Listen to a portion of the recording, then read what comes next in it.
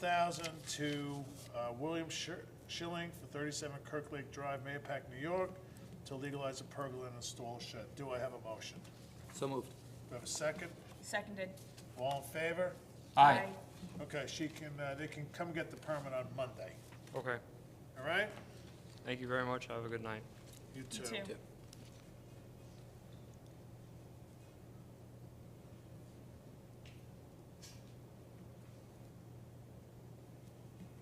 Okay, we have EAF.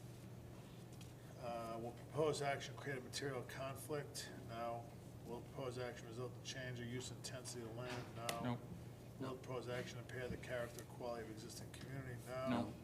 Will the proposed action have environmental impact for the CEA? No. No. Will the proposed action result in adverse change in the existing level of traffic or affect existing infrastructure? No. No. Will the proposed action cause an increased use of energy? No. Will the proposed action impact existing public-private water, public-private wastewater? No. No. Will the proposed action impair the character or quality of important historic, archaeological, architectural, or aesthetic resources? No. Will the proposed action result in adverse change to natural resources? No. Will the proposed action result in increase to the potential for erosion, flooding, or drainage? No. Will the proposed action create a hazard to environmental resources, human health? No. No. Okay.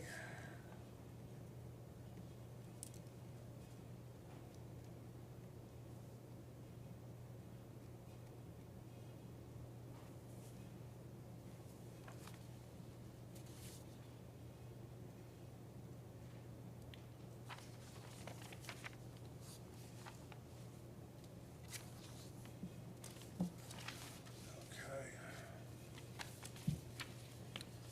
One down.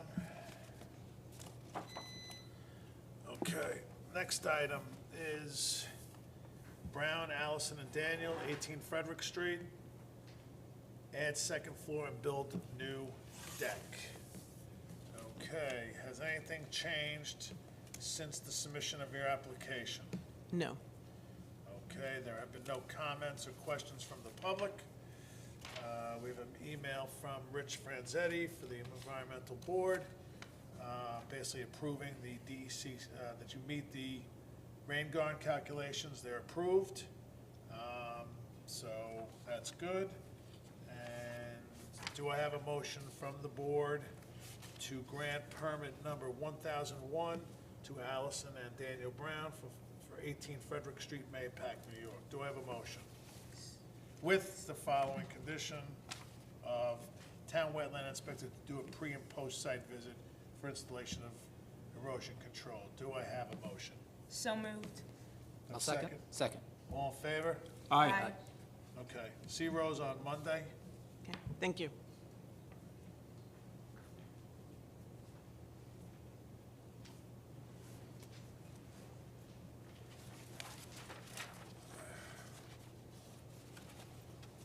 Okay.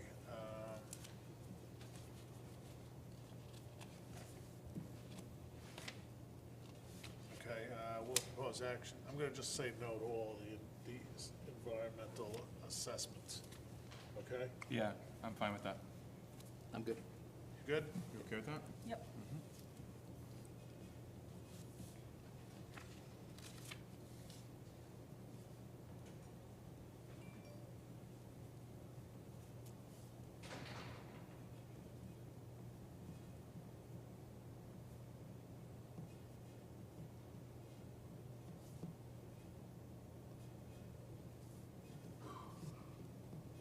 Okay. That's two. Okay, last item is submission of application or letter of permission. Union Energy LLC, 24 Miller Road, Planning Board referral.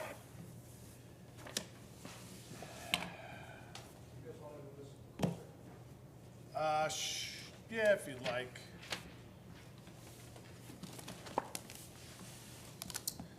And just please state your name and who you're here to represent.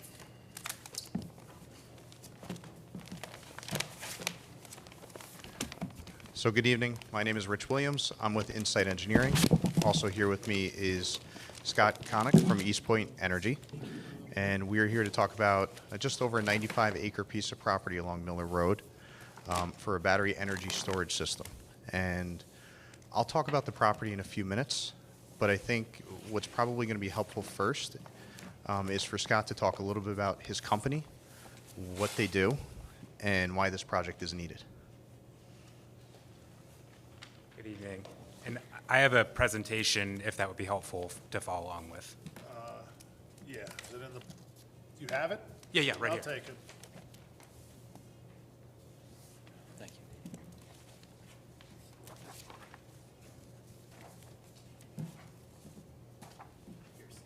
Thank you. Now, do you folks own this land that you're putting this equipment on? No, we do not. We have an option to lease the property.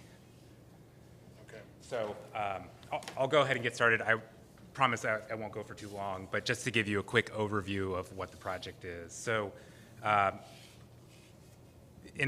for East Point Energy, we are a battery storage project developer, and owner and operator.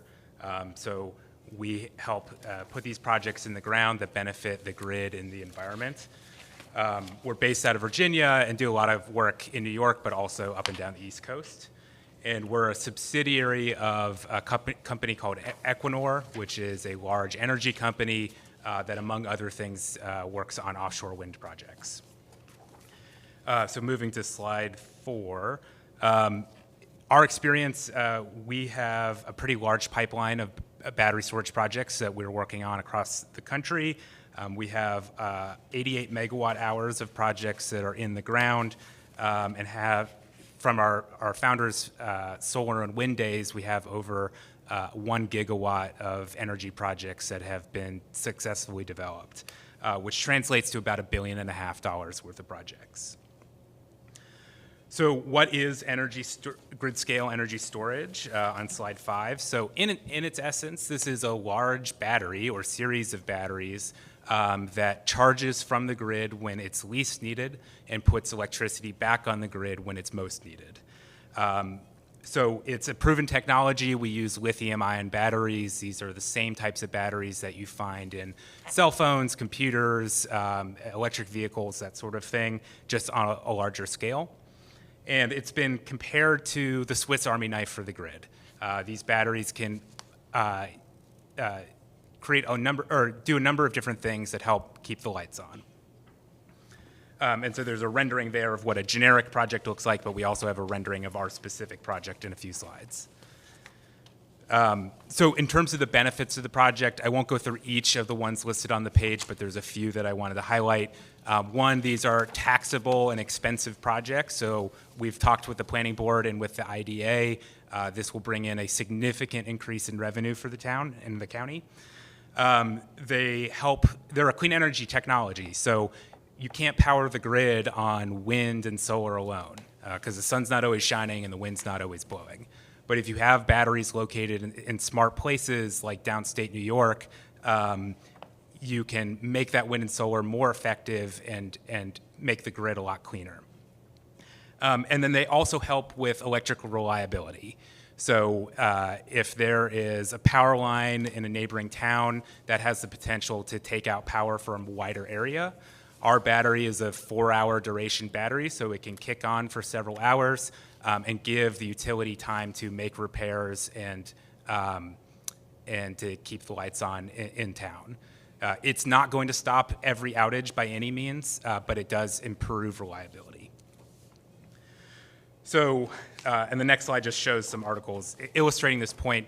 One thing that I think is important to mention is that New York State has a very ambitious energy storage goal of 6 gigawatts, or 6,000 megawatts, by 2030. This is, I think, the biggest in the country, and it is a part of their goals to transition the grid. Yeah, and of that 6,000, this project would be 116 megawatts. So, 1/60th, roughly 1/50th. Small. So on slide 8, this is an introduction to the project itself. So we mentioned the size. It's a 4-hour duration battery. So that's 116 times 4 is how you get to 464 megawatt hours. It will connect to NYSEG's power lines that cut through the property. We've been working with the planning board over the last few months, and the project will adhere to setbacks and zoning requirements, and I mentioned the 6 gigawatt goal before. The parcel itself is located at 24 Miller Road, which is on the border with Somers, and it's zoned commercial and business park. And then slide 10 is another rendering of the project. And then on slide 11, just wanted to emphasize why we are here, why this is important. So in our view, this is a critical piece of infrastructure to help keep the lights on reliably and in a clean manner for Carmel and for Putnam County. You can't just put these projects anywhere.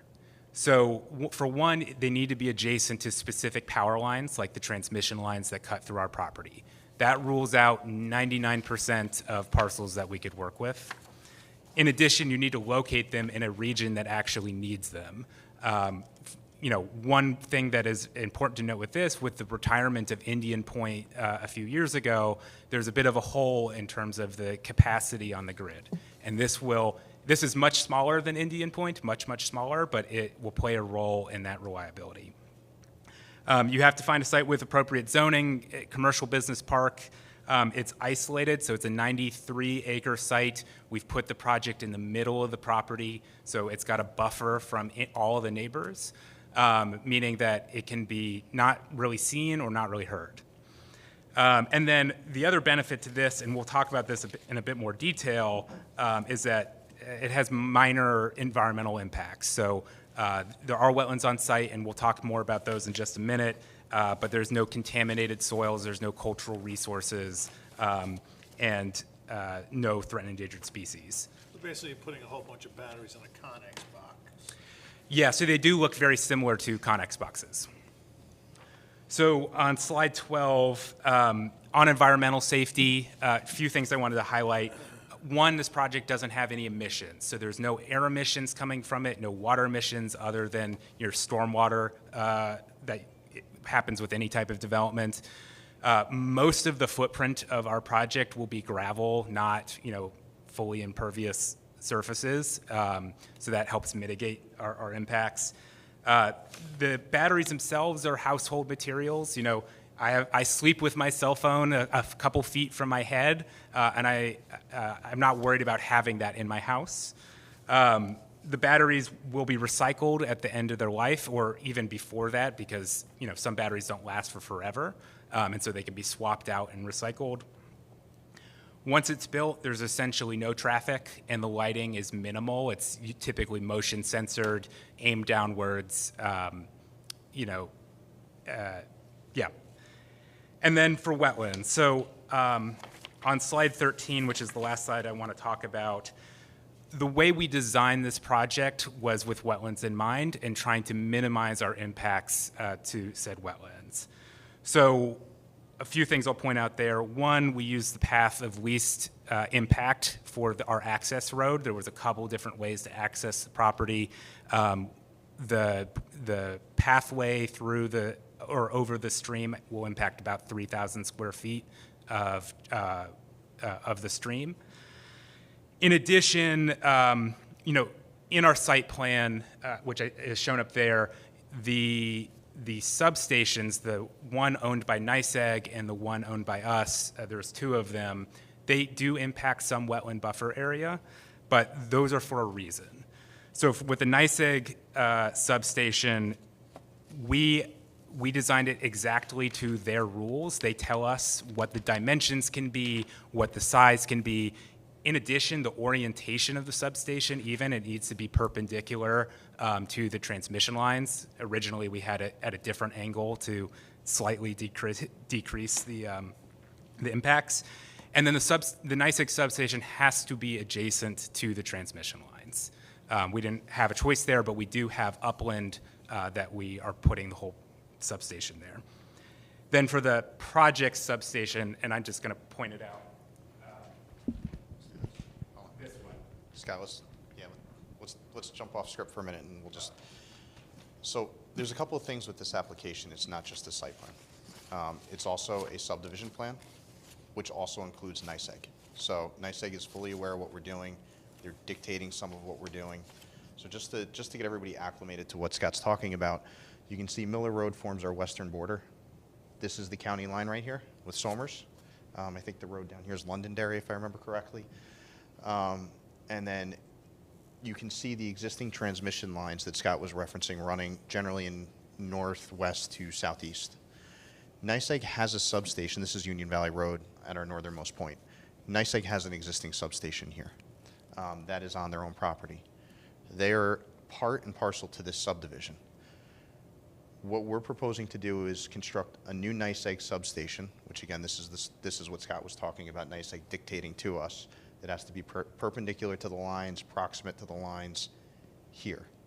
Our subdivision is going to be giving what NYSEG currently owns here the balance, all of this property, which will be a 12.3. Who owns this property now? This is owned by an LLC called Miller Road LLC, which consists of some local residents. They own all 93 acres? Yes. It's currently a single lot? So the existing property line, so they own, there's another applicant, which is Teal Door LLC, if you're familiar with that. That's the small piece of property here. And they own that. They own the balance of the property up to here, which this is where NYSEG has their substation. So there's 2 lot line adjustments. We're going to be reconfiguring the lot line for Teal Door, just to give them a little bit larger property that makes a little bit more sense for their use. We are going to be expanding NYSEG's property so that it includes the substation that they'll own and operate. And then here is that second substation, which again, there's codes and standards which dictate that it be proximate to NYSEG substation. From there, moving farther west, we have battery storage. Of the 95 acres, there's a substantial amount of wetlands on the property. It's almost 63 acres. It's all the area in green here. This darker green color, the majority of the property is forested. And what you see in the lighter green and the gray is what we're proposing to develop. So basically, we have a pretty tight footprint around our development. What you see in the light green is mostly for grading and stormwater, right? We are going to have to provide stormwater treatment, both to the requirements of DEP and DEC. We have done preliminary testing on this property in the past. We're currently developing the SWIP based on that testing. We're also seeking to repeat the testing because it has to be witnessed by DEP, ultimately as part of our SWIP review. So in the upcoming weeks, we're hopeful, we're hopeful to get them out there, weather pending. But what you can see and what Scott was mentioning is we were trying to be sensitive to the upland areas as much as possible, knowing that we had certain size requirements for the equipment, certain size requirements for the substation. So that does result in approximately 5 acres of adjacent area disturbance. All of these wetlands on site are also regulated by DEC. We've done our DEC validation. Obviously, you have to do a SWIP, right? Yes. We'll have to do there's 17 acres of disturbance, so we'll have to do a SWIP with phasing. Again, town will ultimately approve the SWIP. We'll file an NOI with the state, but DEP will also review and approve the SWIP. So DEP's jurisdiction on this project is going to be for stormwater, and it's also going to be for the stream crossing here. So we'll get 2 permits from them. And you're going to provide details on how you're going to cross the stream. Yes. So far, our plans have developed some basic level of detail. We've got a long way to go on that. But around that stream crossing in that lighter green shade, you can also see the wetland mitigation that we're proposing. Is this regulated under CBS or not PBS, but CBS regulations for chemical bulk storage? I'm not sure. CBS? I'll need to look it up. Chemical bulk storage, because I know these are batteries, and I'm sure they have, again, I'm not sure, but there's probably have some, the batteries have liquids or chemicals in them, I'm sure. There is, as with petroleum bulk storage, there's a chemical bulk storage regulations where these things have to be inspected on a periodic basis. Any materials other than, certain materials like hypochlorite, I'm just talking DEP stuff just because it's the first thing that's coming to my head. But I'm sure you're going to have stuff on site here that is regulated. So do you have a chemical bulk storage you're gonna file it as CBS, and then you're gonna have a plan that in the event of a release, just of something that if, I don't know, these are not dry batteries, correct? No, almost everything is solid state, not liquid, inside of the batteries. It's So all there's solid state. there's some electrolyte that is liquid, but the vast majority of what's inside of those containers Is is there solid. anything in those containers that would be regulated? Yeah, the batteries themselves are hazardous, and they are regulated by the federal government and I believe by the state as well. But what I'm trying to say is, like, is there anything regulated in terms of chemical bulk storages? Generally, As of right now, we have to do a little bit more research on that. I don't know that Scott has gotten or needed to get any CBS permits on any of his other facilities, but it's a fair question. Let us get you a good answer. you may have to, with the amount of refrigeration you have, you may have, if you're doing any sort of, depending on how you're storing and how your refrigeration systems are working, or air conditioning systems, you may have to consider the refrigerant storage. That's right. So there's two different types of air conditioning. There's liquid and air cooled.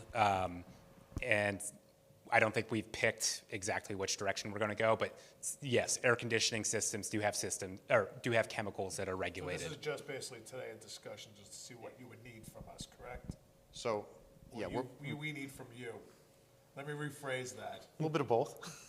So, where we're at in the process is we've been before the planning board a couple of times. We recognize that, the property does have, almost 2/3 is wetlands. We recognize the importance of this board in the approval process. So we wanted to introduce this project to you before we get too far ahead of ourselves in the process. Similarly, we're also making our formal applications to DEC to engage them early in the process as well, recognizing that they're going to be an important voice that we need to listen to. So tonight, yes, we wanted to let you know that this project is happening. We didn't want you to see it before the planning board and, see the wetlands and not come before you. I think that was an appropriate move.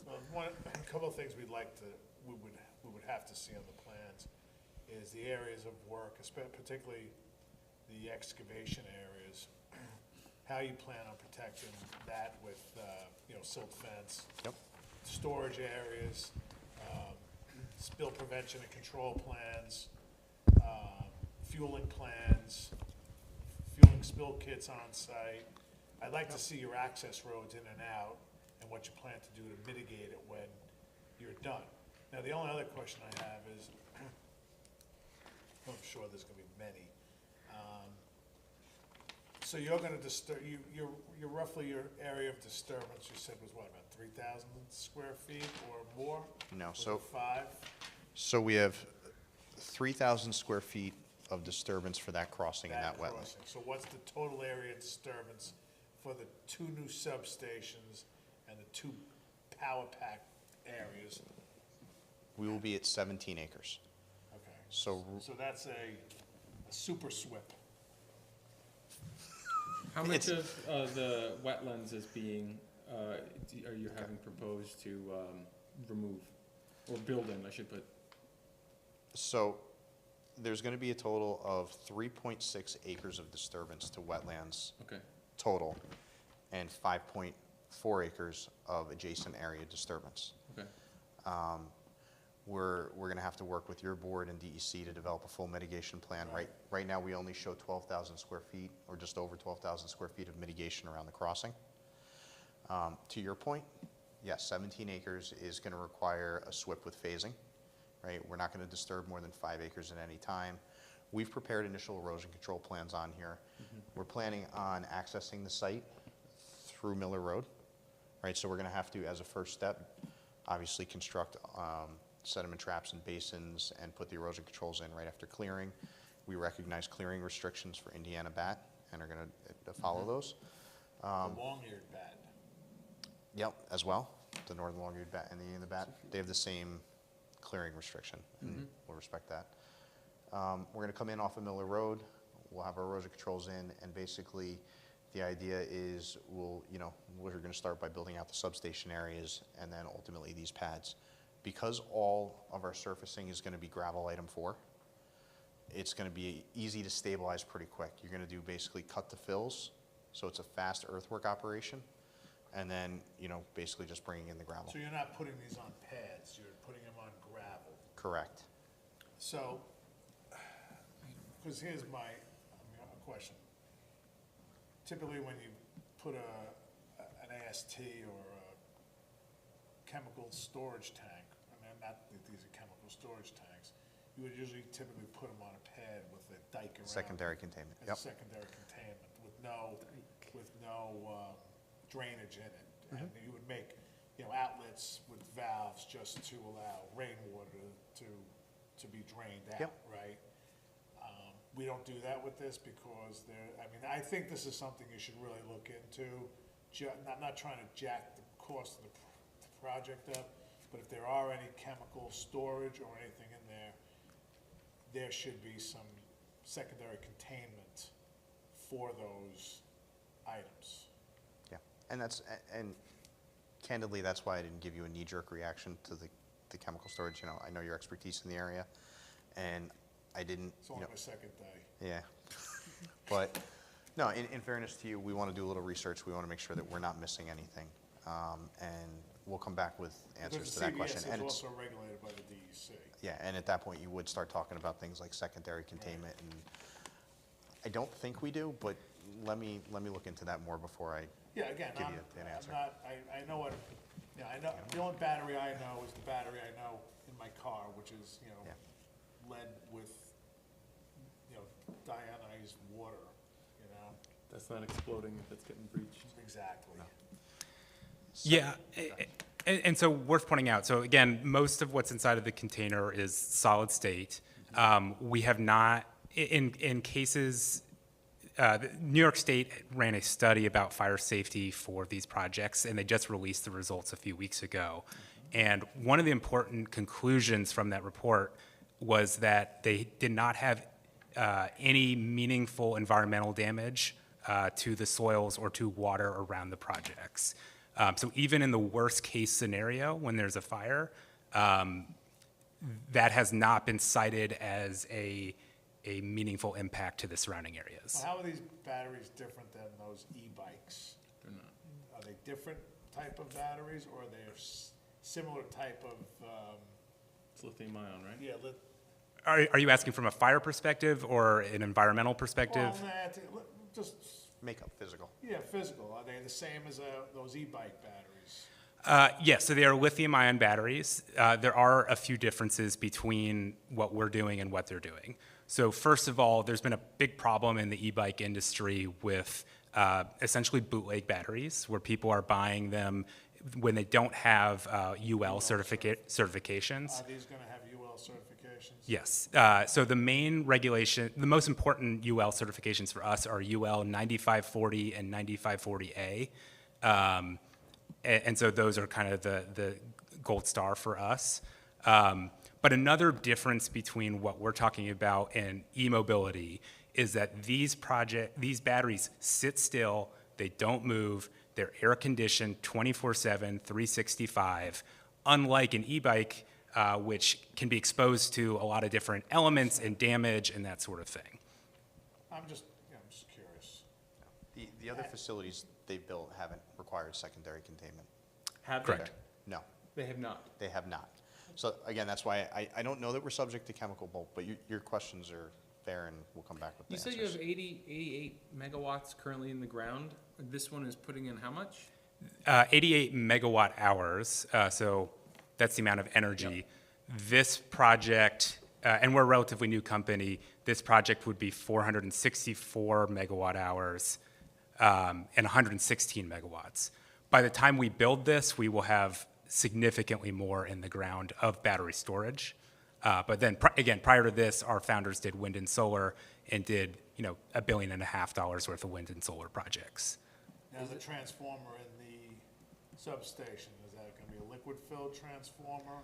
or is Yes, it there will be solid? oil. There will be oil inside of that transformer, and that will have a containment. Secondary containment Yeah. on that one. Is this your first project in New York? We do not have any battery storage projects operating in New York. Our founders did a 2 megawatt solar facility at SUNY Sullivan several years ago. Now, your substation, is that also gonna have an oil-filled transformer as well? Yes. Okay. All right, so what I'd like is, I'd like you to list and I'm just gonna use the word potential, environmental issues that could be approached in this area, especially since you're in the wetlands, you know, CBS, PBS, you know, what other issues we should have.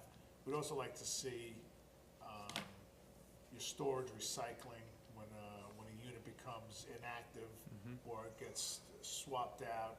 Like to see what your storage, your recycling program or swap out of those batteries would be like, just so that we know, and what precautions you would take while removing the batteries, or you take the whole unit out, or you just go inside the unit and you swap batteries out?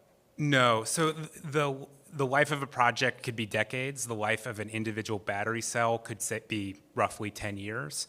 So what you do, and this is outlined in our decommissioning plan that we shared with the planning board, but you take out the cells after 10 years that are below a certain capacity. swap them out. You bring them to the recycling center, a specific battery recycling center, and then you put new ones in there.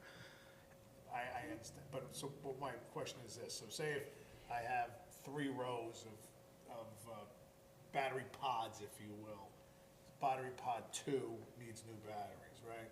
So am I going in there with, you know, a couple of pickup trucks with batteries to swap them out? Or are we going there, we're gonna prep the area with, you know, poly on the ground, so that when we transport the stuff, we're not disturbing or leaking into the wetlands? Like, what is the plan for swapping out batteries to ensure safety to the surrounding soils? We need to get you a little bit more detail on the batteries themselves, if they're encased, not encased, all Because sorts of I've that worked kind of with dry information. batteries before, you know, but at the end of the day, they're still, I guess, lead or whatever they're constructed of. It's not exactly, you know, good when it's not where it's supposed to be. Yeah, and so there's also a growing industry in the US for battery recycling, mostly because of EVs. And so one of the things that is important for us is working with a company that does the recycling, that does a basically, you know, cradle to grave monitoring to make sure that at every single step of the way, there's documentation that, yes, we like had these in the proper containers, and they will literally like videotape the entire process. My, one of the big concerns that I have is, you were talking about decades of this lasting, and I expect, you know, if this passes and goes through all the proper procedures and gets installed and created, we'll be seeing this here for many, many years, many decades to come, hopefully. That being the case, companies can come and go, especially in a new industry, a new and up-and-coming industry like lithium-ion battery recycling. What I am very concerned about is old lithium batteries being deposited on this site in various locations, being left out in the rain, degrading off to the side because either a recycling facility that you had a contract with went out of business, it became financially difficult to get this battery shipped there, whatever that might be. So I have a long-term concern about these batteries, which will need to be swapped. I mean, you can look at phones and they die after a couple of years. You know, you degraded the battery, it goes down in a couple of years. If the average life is 10 years, no problem. So that means whatever company you contract with now is not going to do anything here for about 10 years unless there's some catastrophe or some, you know, certain batteries have a shorter lifespan, 6 years, whatever that is, still years out. And it could be 10 years, 15 years before you have a real problem. And then we have a real problem where we have, what was it, 446 megawatt hours of batteries sitting in Putnam County. Understood. I think we can provide you with some operating procedures, some more information on the batteries, how they're going to be managed, all fair questions, and we'll get you some answers on that. Cool. You know, just as a reminder about East Point Energy, and you know, I know this may not dissuade your concern, but you know, they're in the green business, Yeah. right? You heard Scott. You know, it's not good for their business model to leave a site like that, right? And I understand that may not dissuade your concern, so we'll come back with some operating procedures No, and things like we're that. not, but Yeah. But listen, I'm actually a big Stuff fan of this happens. project. I Stuff think this is happens. fantastic. I understand. This is a lot better than a lot of many other green alternatives that I've seen come through Yeah. both Putnam County and other counties neighboring. I'm not a huge fan of wind turbines in residential areas. Yep. I think solar farms take up quite a lot of space and are far more impactful to the environment than batteries sitting on a pad. I'm a fan of this project and this technology itself. But I have major concerns. This is a large facility. This is the first one, if I'm not mistaken, in Putnam County. This is currently larger than what the pending master plan was going to approve for. That hasn't been passed. It's not current legislation, but it was discussed at during the master planning committee. And this, I believe, they set that at like 600 kilowatts, and this is 600 kilowatt. Yeah, above 600 kilowatt. Hours. I'm not quite sure the actual number there, but this one did seem far above that. If you don't mind, I have a few other concerns that I just want to put out there too as we're please, coming help us. through with this. But yes, And can I I'll say respond to- One Go. more thing, is that obviously, and again, this is not gonna probably come from us so as much as the DEC, there's gonna have to be some mitigation. You know, it's double the Understood. double the disturbance, if you will. Yeah. I think I was seeing a 14 to 1 or something like that. You guys were proposing 12 to 1. 12 yeah. to 1. Yeah, they were proposing a pretty high. Sure. Sounds like Monty Hall. And just to help, maybe this won't assuage your concern, but another thing to keep in mind. So we've talked about a decommissioning bond with the planning board, so that hypothetically, if we walked away from it, East Point ceased to exist, there would still be funds there available to, deal with the project. So there's that as well. The other thought I have is these projects are very, very capital intensive up front, and they make their money over a long period of time. So we have a strong incentive to make sure it's operating exactly the way it should, not just in year 1, but in year 20 and beyond. So I just wanted to mention that. I appreciate that. I do think that a detention basin is something to consider. I have another major concern about, so I've had the unfortunate happenstance of having a lithium battery, a rather large one, explode near me when I was younger.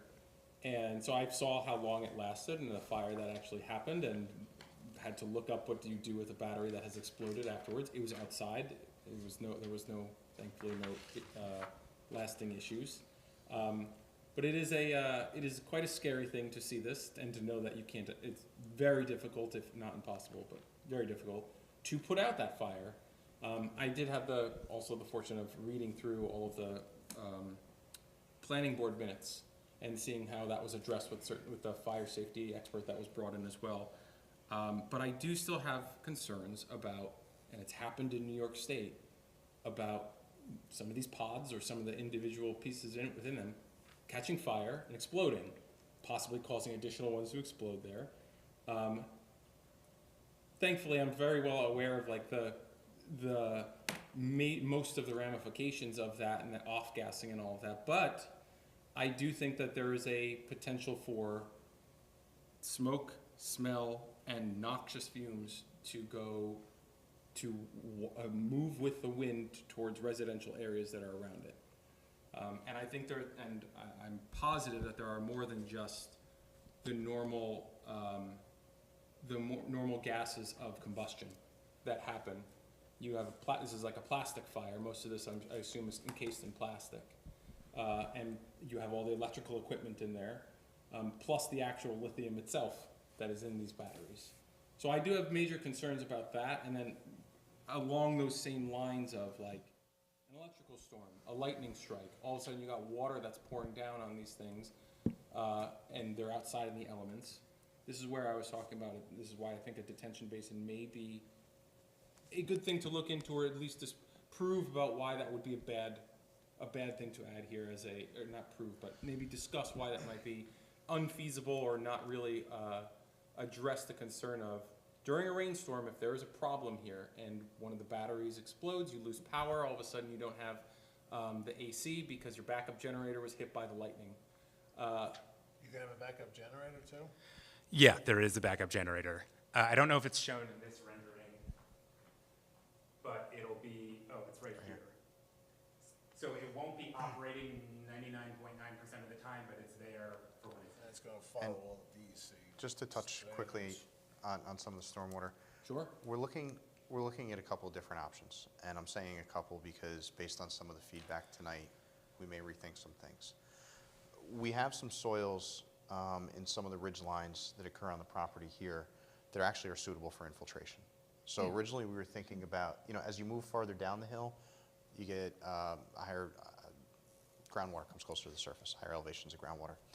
So we were thinking about actually using some of the gravel and actually just putting a deeper section of gravel to allow, infiltration trenches underneath the gravel pads. We have to, DEC considers gravel impervious. Even item 4? Especially. I mean, I'm sorry. Yeah. Item 4, correct. right. DEC does, DEP does not. Item 4. So it makes, There's a difference I between know, that's gravel and- compact, So- that's super compact. There's So- a difference between gravel and item 4. Oh, I see, okay. Item 4 So- has got fines mixed in with it. So DEC considers any drivable surface, albeit gravel, millings, item 4, impervious for the purposes of treating stormwater. DEP considers gravel, item 4, and millings pervious for the purposes of limiting distances to watercourses and wetlands.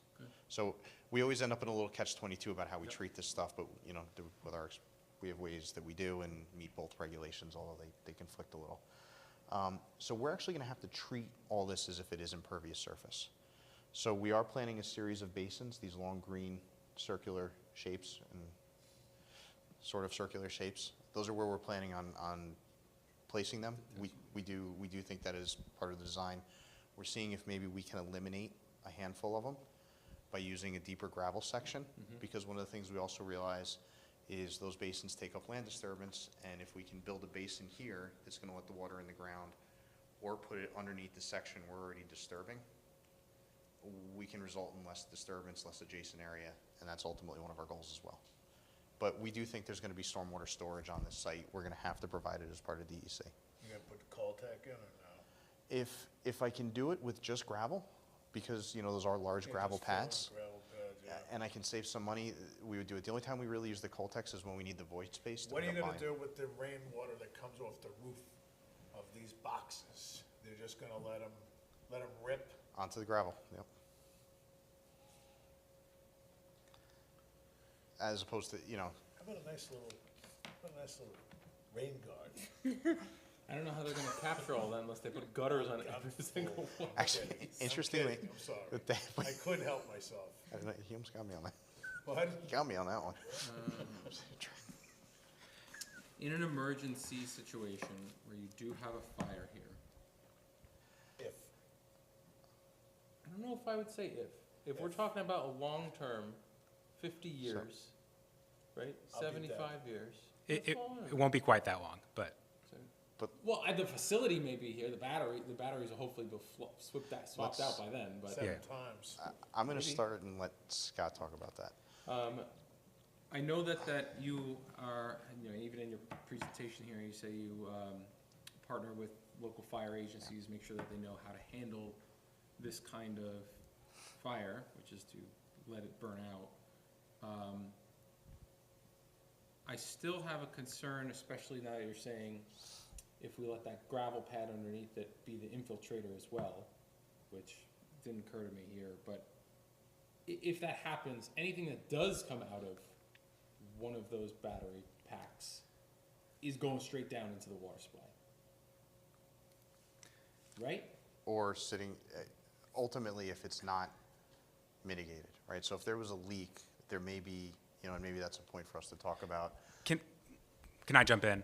So a few things on leakages specifically, but then I wanted to say a few things about fire as well. Sure. So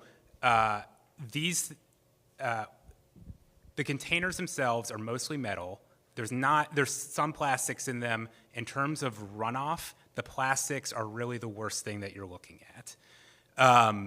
So similar to if a car caught on fire, in a car there's batteries, there's metal, there's plastics, it's very air conditioning fluids, that sort of thing. The plastics are probably the worst part of it.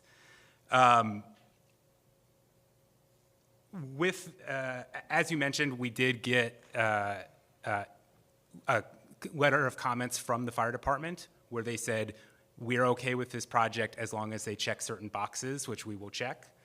The project will have 24/7 monitoring as well. So if there is, a gas in the box that doesn't belong there, they can shut down the facility remotely, go there and deal with the problem before it gets out of control.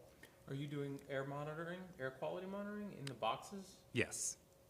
So you asked about the gases that would be inside of there. So the gases are primarily three. There's carbon dioxide, carbon monoxide, and hydrogen gas. During a fire or just in During general? During a fire. Okay. If the first two, carbon dioxide and carbon monoxide, are things you find in a campfire. So, things that we can get comfortable with, they dissipate very quickly. Hydrogen gas is less of a toxic risk than it is an explosion risk. But to mitigate that, the containers will have ventilation so that the gas will be released into the air and it dissipates very quickly. Now, you asked about, is this a threat to someone downwind, which is a very good question.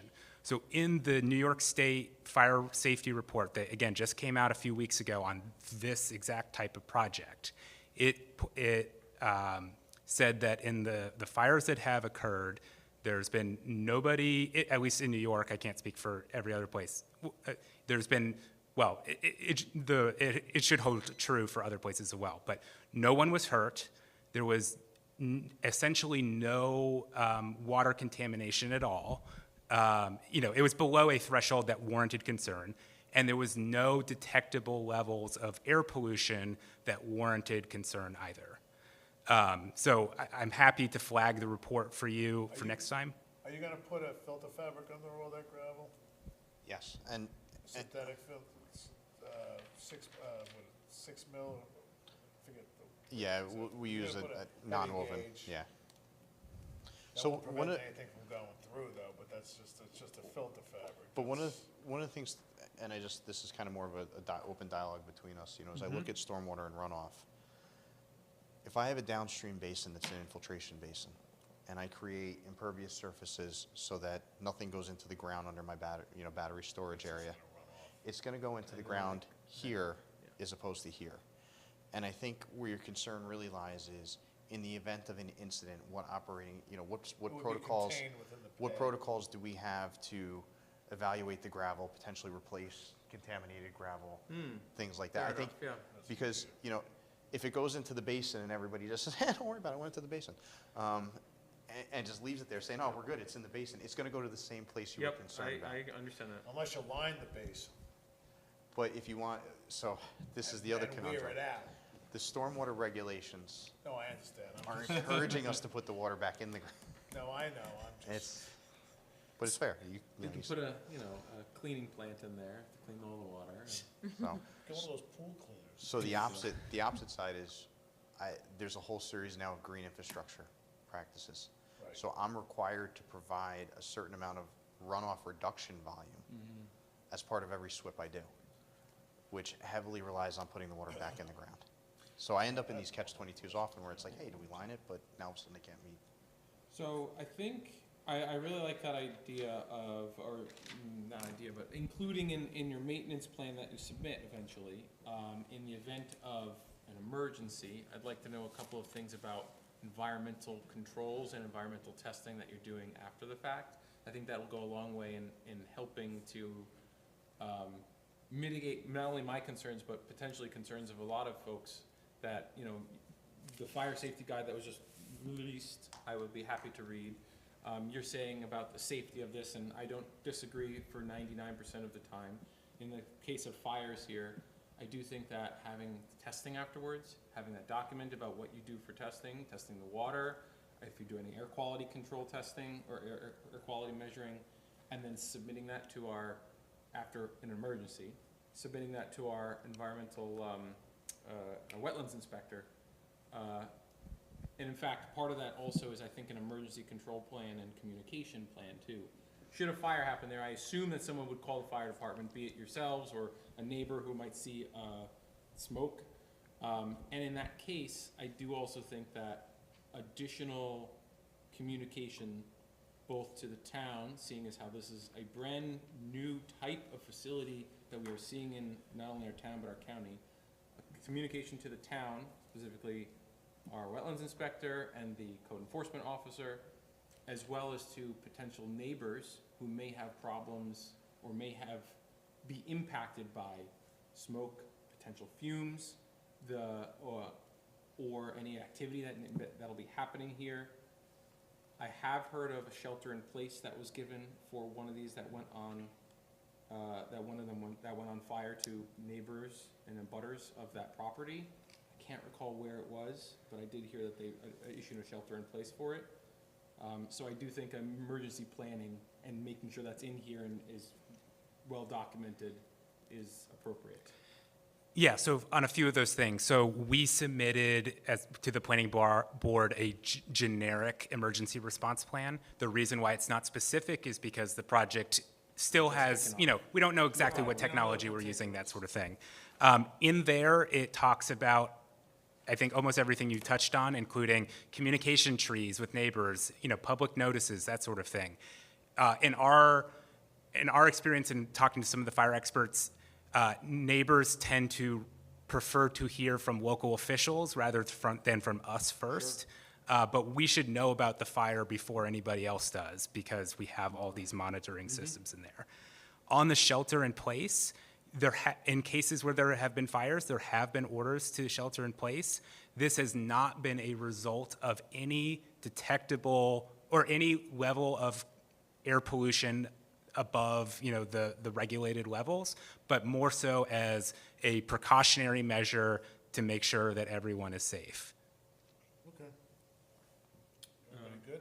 I think another concern, not a concern, but other things that you'll have to provide are things like note about the deed or the lease and whatever you're going to be doing with that. So we need something that's from the owner of the land that says you are permitted by them to do work on that land at some point. It'd be a regular application. Right. Yeah, we have a memorandum of option recorded with the town, so that's easy to provide. Submit with us as well. And I do think that flagging here is warranted, like a wetland flags. The wetland sign, the town of Carmel. Yeah, wetland we're gonna flags. want wetland flags, markers installed. Those are basically placards to make sure that anyone who's doing work there, maintenance people, if you're doing additional work, if there's visitors on the site, which I assume there wouldn't be unless they're at corporate, knows that this is a protected wetland. Right. Understood. Yep. And for a lot this size, I'll leave that number up to you. No, I think what we want to do is put them in strategic areas where we know people will see them, and they can be most effective. Like when you walk in, go Yeah. through the first road, Yep. around each area, working, stuff like that. Yep. Good point. Is that it? Discharge is, They don't go in there and power wash these units at all as part of their maintenance plan, do they? Towel wash? No. I'm just. Power I wash. mean, do Oh, they go- power wash. I don't think so. Although you did mention earlier about like the elements and rain and that sort of thing. They are waterproof structures. But they don't go in there and, I know their electricity and water don't mix, I get it. But they're not going into these containers every once in a while just to Clean 'em out. hose them down. I mean, I don't mean the word hose them down, but if they do go in there for periodic maintenance and stuff like that, what are they gonna do with the runoff, with the materials to clean? Again, I don't know how to maintain one of these things. I've never owned a battery farm in my life, but just something. never? You gotta get on that. Not yet. Now, But in short, we can answer that a little bit more thoroughly afterwards. With But your maintenance plan. yeah, if you're wiping down the insides, Yeah, where you're gonna dispose of the, you're gonna Yeah. have 55 Understood. gallon You're- drums you're mostly there, come in contact with- disposal, what- I mean, I don't know, you know, what Oh, do you good question. use? it's mostly metal and plastic that, I steel get and it. plastic that you'd be I get touching. it. So the lot itself, so you're gonna be subdividing this into 3 lots. The lot that you are on, so a question on that is, well, I guess my first question is, how did you choose the size of this? How did you choose the size of like, how did you come to the number of, not Storage containers, but compartments, but yeah. storage compartments that you were gonna be able to fit on this? Yeah, so the line we're connecting to is a high voltage line, which for your purposes means you typically do bigger projects the higher the voltage. So this is, a decently sized project for the high voltage line. In order to be economical, you want the project to be above a certain size, and so we looked at how much we could reasonably fit with buffers to neighbors, and then we've been going through electrical studies with the grid operator called the New York ISO. And from there, we've actually shrunk the size of the project a little bit. So it used to be about 150, and now it's at 116. Okay. There's certain substation costs and things that are kind of Factor tied into to that. the transmission lines and things that, Okay, that makes sense to me. The rest of this lot, so, it's a fairly large lot that you have. Yep. Is there any, is there any thoughts right now about potential future expansion of either this specific facility or any additional ones, or adding things like solar or any other facilities on here? No, other than, the subdivided area that will go to a neighboring landowner, I can't speak for Sure, okay, them, so- but nothing else planned for our site. no, and just to talk about the subdivision, there actually are 3 lots now. We're just adjusting the lines. So there's a lot that surrounds Teal Door right here, which is very small. Okay, We're just actually enlarging it a little bit for them. got it. There's the lot Which here are for extending this. downwards. Yeah, and we're extending Okay. it downwards. Makes sense to me. I got no other questions. Thank you. I appreciate you answering all the Yeah, questions. thank you. So we actually appreciate your comments. We'll get you answers. And, understanding that Indian Point was shut down and New York State's got a lot of ambitious goals, we are excited about this project. I was happy to hear about some of your excitement as well. I But think this it's, is fantastic. I'd like to see this kind of industry in our town. I think it's a very clean and economical system. It's not exactly bringing jobs in, but it is bringing a lot of tax base in, which is Yeah. awesome. I do think that battery storage is part of a green infrastructure that is underutilized right now. So I agree. it's great that our town has the opportunity in a space that just fits perfectly for what you're looking to do. All right, Thank you. Thanks for the comments. thanks for having. Thank you. Thanks for coming. Have a great night, enjoy your weekend. You can keep that if you want. Okay. Oh, souvenirs tonight. Souvenirs. Make sure you go through the gift shop on the way out.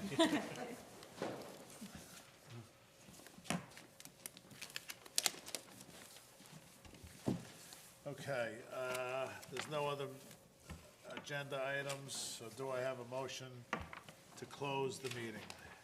I'll make that motion. Do I have a second? Seconded. All in favor? Aye. Aye. Thank you very much. Good night. Have a good weekend. Bye-bye.